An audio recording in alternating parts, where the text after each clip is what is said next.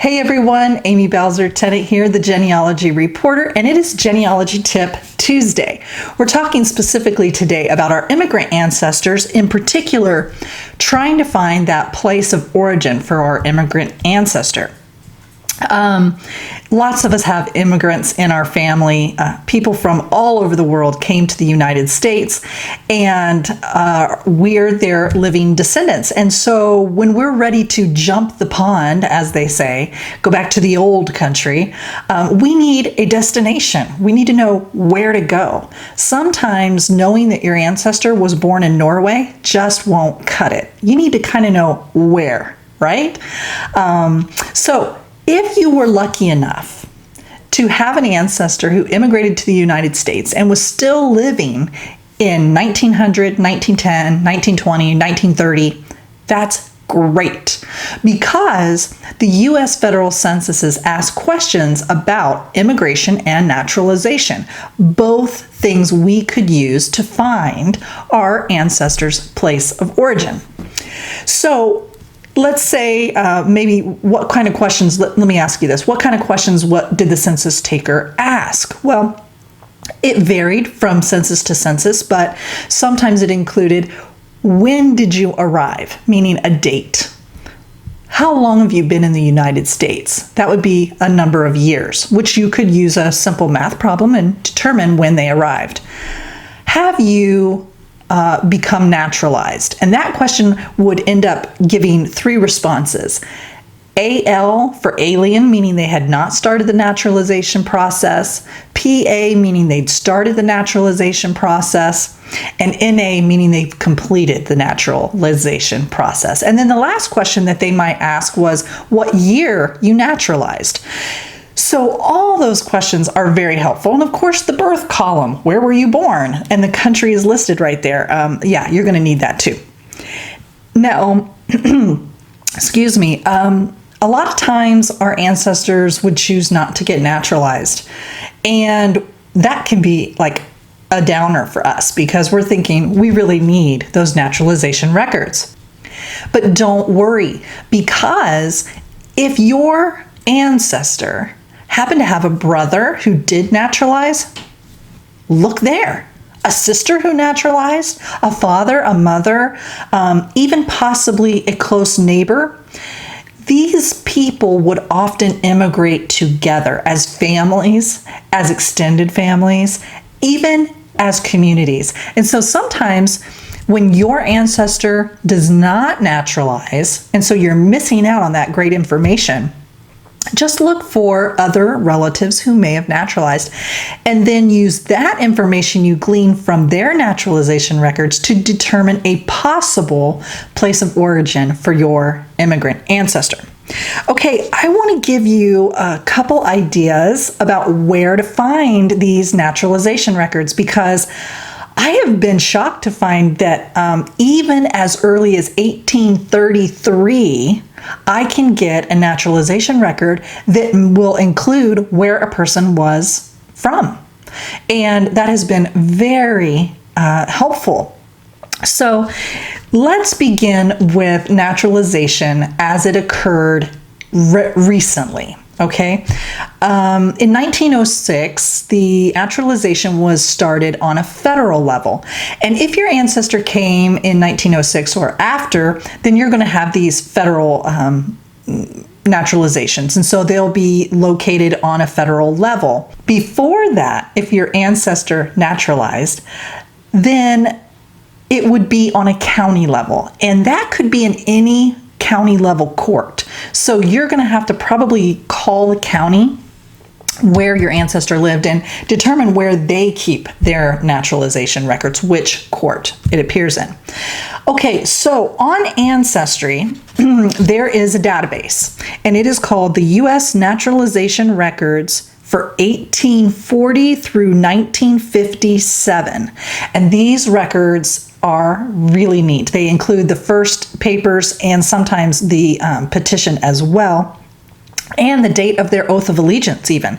But I noticed that that database on Ancestry only covers the states of Alaska, Arizona, California, Delaware, Maryland, Pennsylvania, Virginia, Washington, and West Virginia. So not a lot of places. So where do you go? If you're not on Ancestry.com to find your naturalization papers, where do you go? Well, I go to Family Search, familysearch.org. You can find that at www.familysearch.org. It's free, open to the public. You're definitely going to want to sign in. Can't get all your goodies at Family Search if you don't sign in. And it's free to sign in. You're not going to get a lot of spam email and junk email or anything like that. So feel free to do that. Feel comfortable doing that. And I noticed that in particular, if I was interested in finding naturalization records for my ancestors in, say, Minnesota, I would go to Family Search and sign in, and then click on search. And from the pull down options, choose catalog. And there you can do a place search. And I just typed in United States, Minnesota, because I'm interested in all the naturalization records for Minnesota.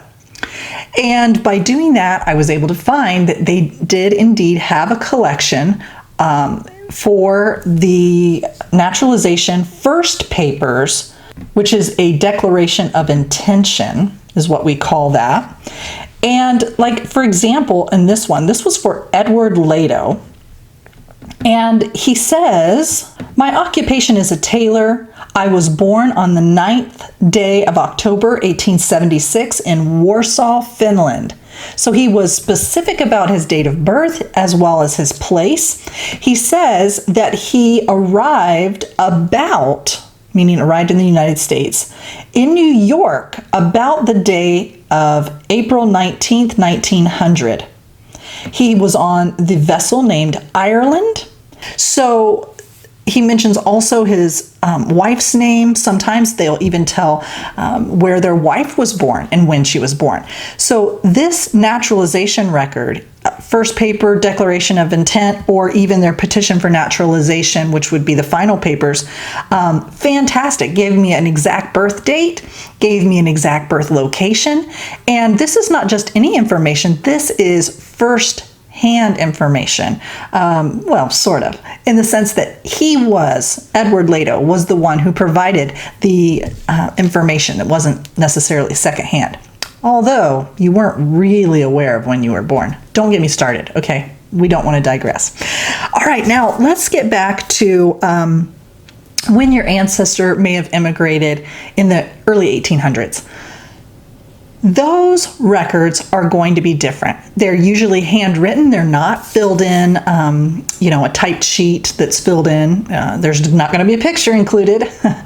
But those are often found on a county level. And sometimes you have to actually get down to the county courthouse and ask about these naturalization papers. And I was surprised to find that in my own county, in my own home county, they did not have the first papers. They had the final papers, but not the first papers. They had actually sent those to another repository about 50 miles from here. And so we don't even have a copy on our county level. Now, I'm not going to be able to know that unless I go downtown and really talk to people, right, at the courthouse. Where are these records? And you definitely want to make sure that if your ancestor completed the process of naturalization, that means there was a petition involved, meaning first papers, a declaration of intention involved. And so you want both. Why? I have a perfect example. My cousin's father was of Hungarian descent, and we were looking for his grandfather and when he came to America. And it just so happens that the way naturalization works is it takes a lot of years. Well, a lot can happen over a period of time, over a period of 3 years or 5 years or 7 years. So when Joe Nemeth arrived in the United States, he moved up to Ohio, and he did not petition, or rather declare his intention for naturalization at that time. He waited until he moved to Virginia. Then, at that time, he was married So at the time of the first papers, that declaration of intention, he was married to one named Mary Super. Then at that particular time in which he was naturalizing, he needed to be in one location. He was allowed to then put in the petition for naturalization or the final papers. So by that time, he had divorced Mary Super, remarried Lily Eldridge, and had another child with Lily. So by comparing these two records, one from 1920-ish to 1927-ish, roughly, I can see where he has had a first marriage, obviously divorced, or perhaps she died. I already know that they divorced, but that could be an option. And then remarried and had another child. So really important, you want to find both records, the first papers and the second papers. So, a couple more things. Number one, remember, naturalization was a process. It happened over a period of years. So when you have an ancestor who may have declared their intention in Pennsylvania, they may not have finished up the naturalization process until they moved to Illinois. So you're going to want to check both states. Also, along those same lines, remember that if your ancestor didn't apply for naturalization, maybe their relatives did. And last but not least, derivative citizenship. Let's talk about that. Before 1922, a woman and children could receive citizenship from the husband or father who finished the naturalization process. That was called derivative citizenship. So they wouldn't have had to do the naturalization process because the husband or father did that. After 1922 is when a wife would need to then do her own naturalization. Now, it should be noted as well that if an American-born woman was to marry an immigrant and he decided not to do the naturalization process, she was also considered an alien. So she lost her citizenship until he completed the naturalization process and became a citizen himself.